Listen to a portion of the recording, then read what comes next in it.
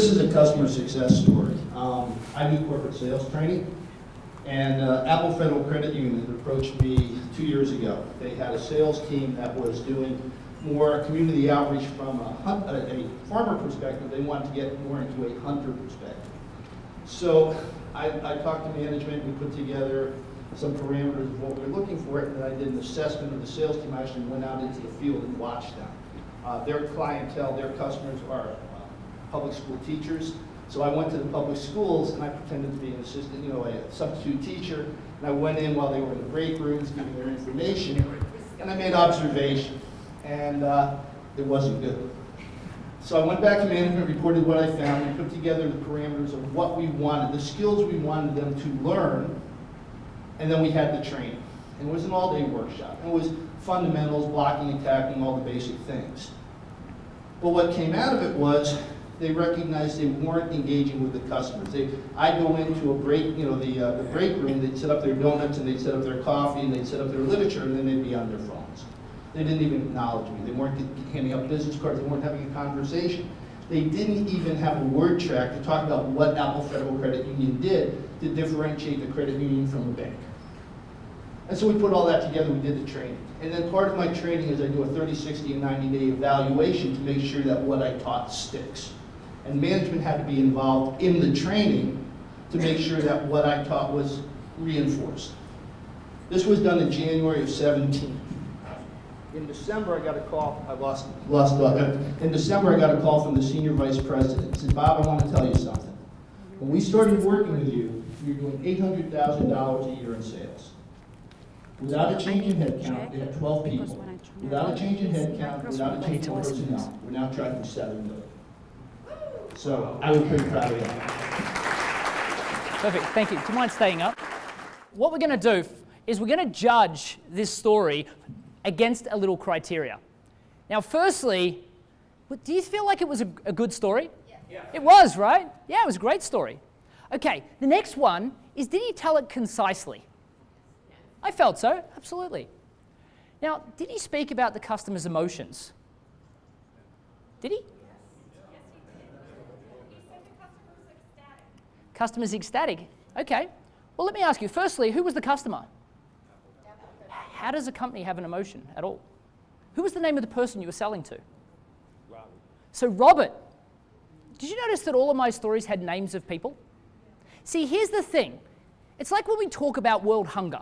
How do I solve world hunger? It's such a big problem. But if I talk about Sue, who needs a sandwich, I can feel that Sue's hungry. We're going to keep coming back to you, by the way. So the important thing is we want to individualize the specific person that we're selling to. That actually relates back to when I was a kid. My mother would say there were children starving in Africa and I should eat my dinner, and I'd say, name 3. Perfect. Isn't it funny how we do these things in our personal lives, yet companies, we separate ourselves. We disassociate from a company. So who was the name of the person again? I'm sorry, Robert. Robert, okay. So Robert was the customer. Now, Robert was in a situation. How did Robert feel about, was he getting substandard results from his team? Yes, he was. Okay, was his boss upset with him? He was the boss. Okay, was he upset about the fact that he wasn't hitting KPIs? Absolutely, and he had his management team in as part of the process. Okay, did he feel uneasy about the fact that he didn't know what was going on? From prior to, yeah, but then we created a communication channel so he was well aware of what was going on in the process. But before he met you, he was in chaos, right? He didn't know what was going on. He didn't know how to fix it. Right. Do you think it stressed him out on the weekends? Probably so. Okay. So we've got this guy, Robert, who, what position is he at Apple Credit? Senior Vice President. So he's the Senior VP. And so he has to report to, who does he report to? The CEO. So he's reporting to the CEO, and he's constantly saying to the CEO, we're not hitting results. And he's trying, I'm sure, is he making excuses? Does he feel uncomfortable talking to the CEO about it? I don't know if he was making excuses. It's not his personality, but I'm sure he was not comfortable having the conversation. I can imagine. I'd be worried about losing my job if I'm not hitting KPIs. Yeah. So now he's uncomfortable about losing his job. He's uncomfortable that he's not hitting KPIs. He's going home and he's stressing out that not only are they not hitting results, he doesn't even know what's going on out in the field. Correct. Okay. Do you feel like that's a really significant issue? How does he feel now, by the way? He's retired. Oh, I'm very happy then.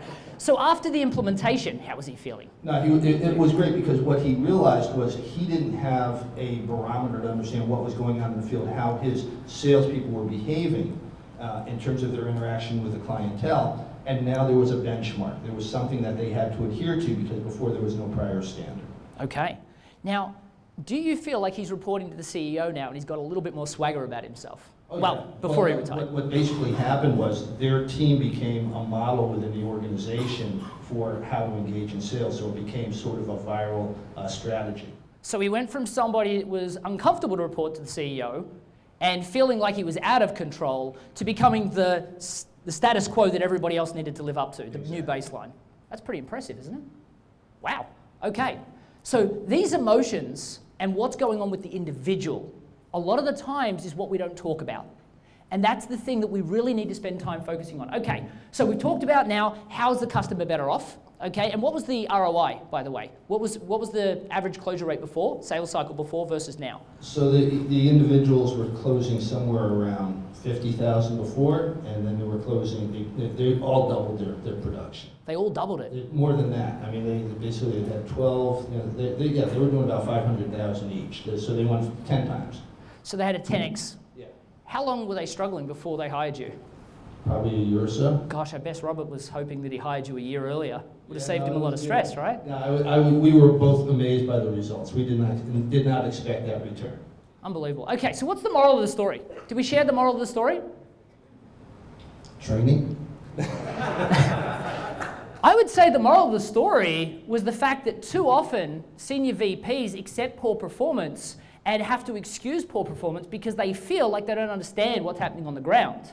And they don't have the resources to go out and sit in, plus everybody knows them, so it's impossible to go and do a shadow shopping kind of environment like you did. So the moral of the story is sometimes we need somebody external to come and see what's going on and then put in place a training process to improve the organization's success. And it's interesting to say that because part of the training they wanted me to infuse their own language so that their personnel would hear it from a different voice.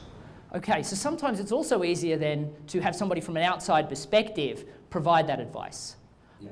Okay, so if we were to look at this story a little bit differently and we focused on Robert, instead we say, when I first met Robert, he had a pretty significant problem. See, he was the senior VP of an organization called Apple Credit Union.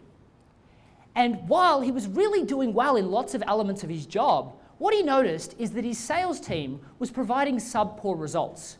And while they provided sub results for quite a significant time, it made him uneasy that he did not know what was going on. He wished that he could go in and find out, but the problem was everybody knew him and his team, so there was no way they could figure out what was happening on the ground.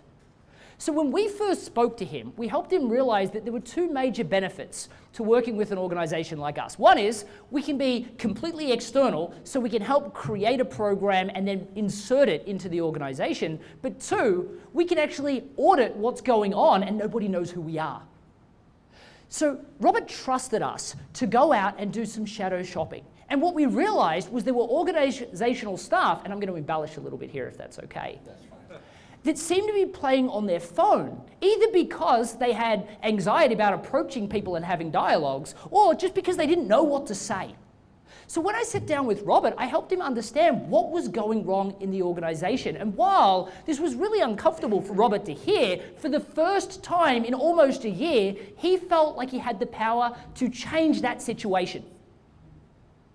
So we went and did a training, and the great thing about us working with an organization to do the training is we actually embed the organizational language into all the scripting and all the process so they feel like it's their system, not something that's imposed onto them. Now, after the training, I could say we almost saw instant results. Sales results went up, but within such a short period of time, at 10x, he went from uncomfortable to share with the CEO sub results to within such a short period of time, 10x results, and he became the standard for the rest of the organization to follow and copy and mimic. Now, Robert's actually happily retired now, But I can tell you, I mean, instead of finishing his career on a downer with subpar results, he's now proud every day that he created something that is now replicated throughout the entire organization. Gosh, if he was 10 years younger, he probably would have been promoted a bunch of times. So while I perfectly understand you may think that your industry is just deflated, I would suggest that you at least take a moment to consider that there may be something going on that you're not aware of, that your staff would never do while you're watching. Thank you so much for sharing. Appreciate it. Thank you.